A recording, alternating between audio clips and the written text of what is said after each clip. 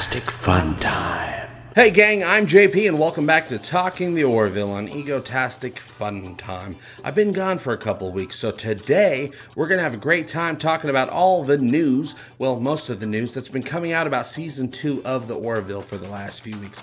Turns out you can learn a lot from social media. I mean, it would be ridiculous to break all this info up into separate episodes.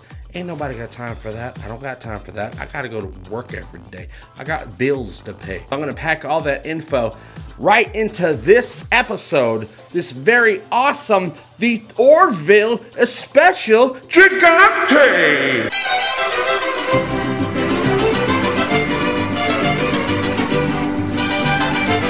Filming has already started for Season 2 of The Orville a couple of weeks ago, and behind-the-scenes pics have already been flowing in from the cast and crew. Also, it's been revealed by Seth MacFarlane himself on the Twitter that Robert Picardo has already filmed a cameo as Alara's father in the show, just like he did last season. But why would Alara's father show up again so early on in the season? Does Alara need to speak to him for some reason? Well, I've stumbled across a possible inside scoop from a supposed source close to production regarding that rumor that Alara might possibly be written off the show. More on that scoop later. One thing I do know is that everybody's favorite elevator DJ from last season, Lieutenant Dan, played by Mike Henry, will be returning in Season 2. Here he is seen with world-renowned astropsychiatrist Neil deGrasse Tyson on the bridge of the ship. Dr. deGrasse Tyson isn't necessarily making a cameo on the show. Let's get that straight, okay? He was probably just paying a visit to his buddies Seth MacFarlane and Brandon Braga, who are also executive producers on his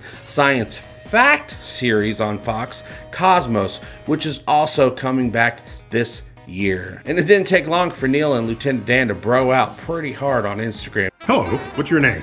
Hi, I'm Mike Henry. I'm playing Dan on the Orville. You sound like Cleveland. That's because I am Cleveland.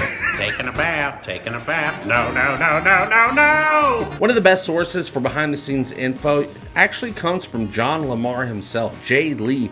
He's always posted behind-the-scenes shots. I don't know if he should even be talking about this stuff. No. We're talking about this. Does not seem appropriate. Oh, no, we're definitely talking about it. This is a thing. This pic he posted online reveals we're going to be seeing some sort of two-horned lizard rhino alien in Season 2.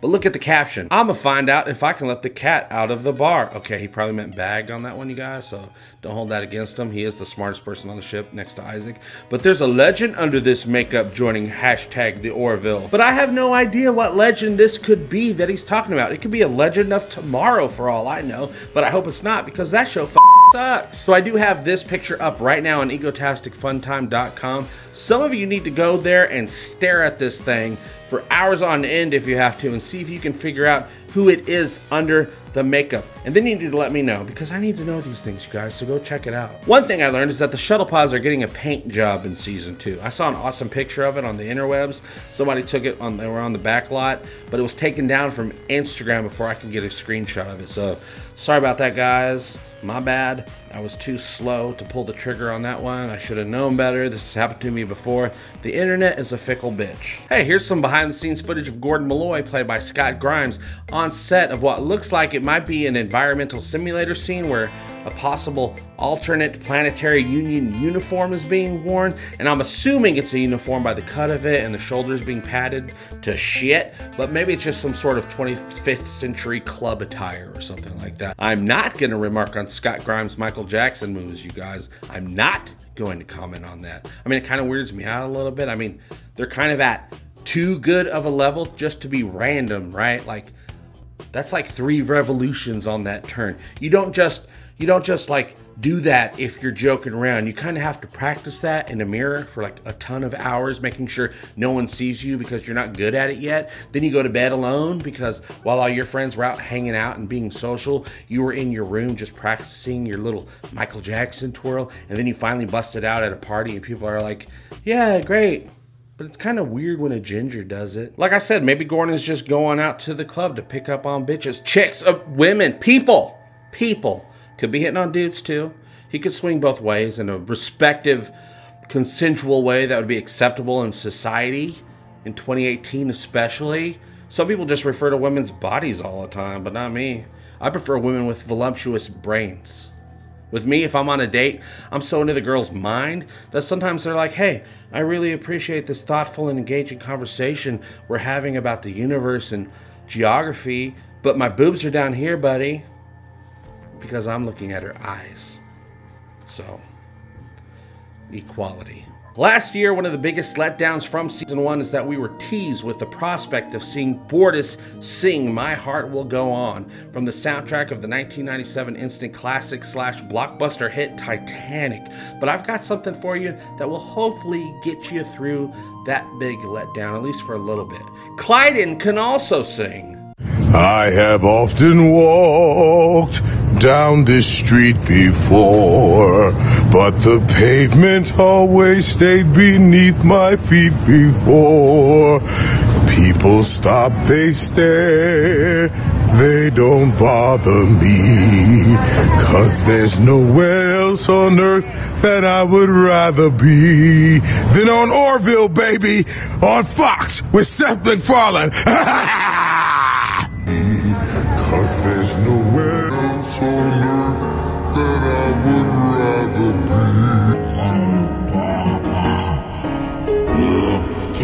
As I told you in a previous episode, Jessica Szohr has been cast to play a new cast member in season 2. I even hypothesized that she might play a Solayan to replace Alara as chief of security if Alara were to happen to be written off the show. If that happens, we don't know. But so far, Jessica's character is being shrouded in secrecy. We don't know why. But what I can tell you is this. She's definitely going to be an alien for sure, probably. Here's a behind-the-scenes still of her getting a live cast done so the makeup artist can create a custom-fit makeup appliance for her. This is a process actors go through when they're going to have some hardcore prosthetics in a shot. This is what they do for Bortus, the Krill, Darulio, all that jazz, you guys. But look. They're casting that green goo all the way down to her chesticles. They don't make that intense of a casting for some light forehead and ear prosthetics, you guys, okay? Jessica still might be replacing Halston on the bridge if the rumor turns out to be true, but she's not gonna be a Solayan, okay? She's gonna be way more alienish. Thanks to another video posted to social media by Jay Lee, who plays John Lamar on the show, some bits of information about production episode 201 have been revealed at a recent script reading by the cast. Back with these hooligans. It's a video? Yep. Season 2. The Hooligan. Orville. Season 2.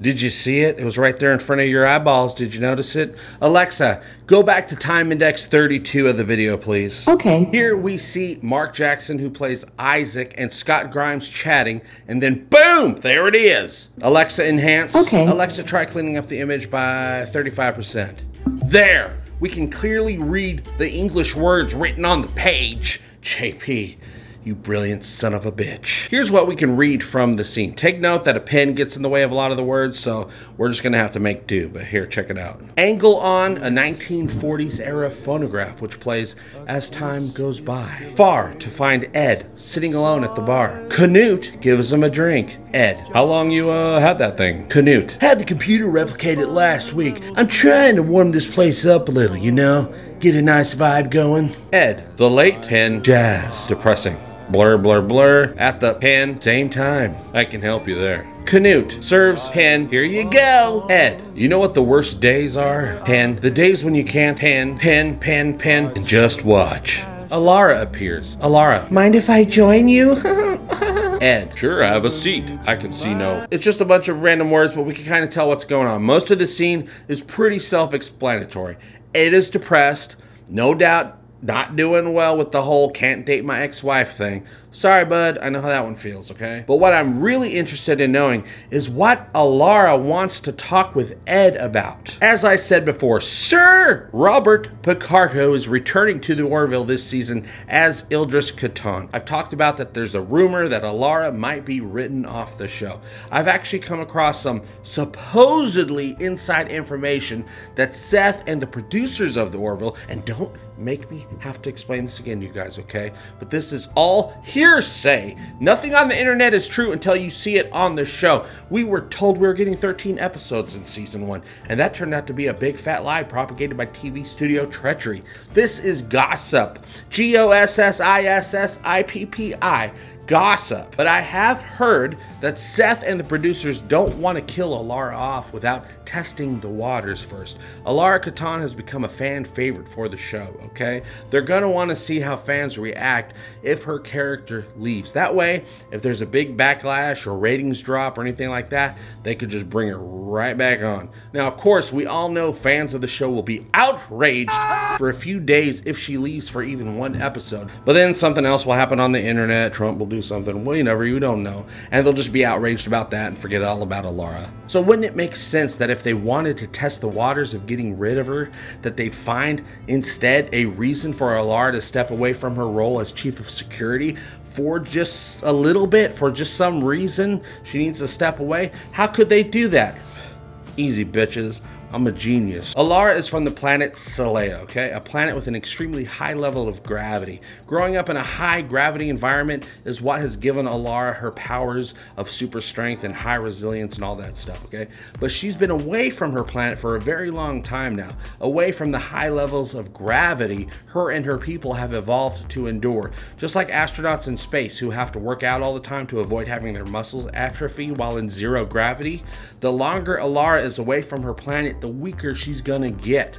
It just makes sense. It's something we've all theorized about on the Talking The Orville live show, which is coming back in the fall of 2018. As soon as the Orville comes back on air, we're gonna be right there talking about it right before it airs. Yeah. Alara is getting weaker. What if it's gotten to the point that Alara actually breaks an arm or something in the line of duty and everyone on the crew is shocked? We already know that in episode 201 of the new season, Alara wants to talk to Ed while he's having a drink in the mess hall. We also know from everything we've seen in season 1 that anytime Alara wants to have a conversation with Ed, it has to do with her ability to do her job as head of security. If Alara is becoming weaker, she's gonna want to leave her post, at least temporarily, while she goes back to her home world or somewhere like that to recuperate, which is why we're getting a cameo by her father, played by Robert Picardo, thus providing an opening for Jessica Szohr, or maybe some other person, to take Alara's place while she's gone. We'll just have to wait and see if more information comes out about this topic, okay? And when it does, I'll be there to tell you about it. This scenario will allow the show to check in with Alara via Skype or whatever they use in the 25th century to talk to people. The view screen, it's annoying. It will also allow for the opportunity for the crew to visit the planet Szohr, which is something I know we fans are clamoring for. What the hell would happen to Yaphet if he was on the planet Szohr? He would just be a pancake. It's nice just to be able to spread out at the end of a long shift. I'm not going to say where I got this info or that it's even true, but I heard it. And whether it's true or not, it's worth talking about because that's what I do. God, you guys, it's like Spider-Man says, with great power comes great responses in the comments section of your YouTube videos. I'm so tired of your shenanigans.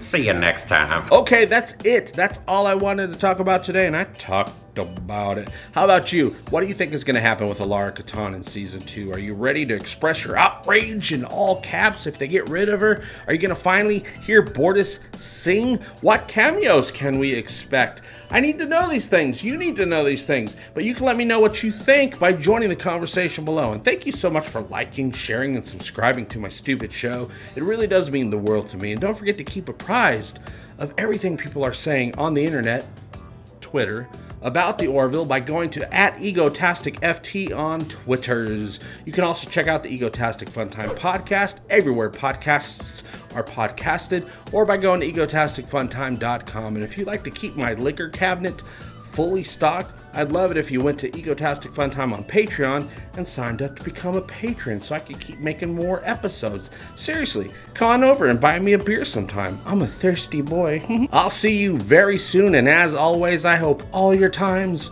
are Egotastic Fun Times. Love you, bye-bye. Egotastic Fun Time, we're gonna have a great time. Egotastic Fun Time, give me all your money. Give him all your money. You will find it funny. Just give me money. I love money. Give me all your money. Give me all your money. Give me all your money. Give me all your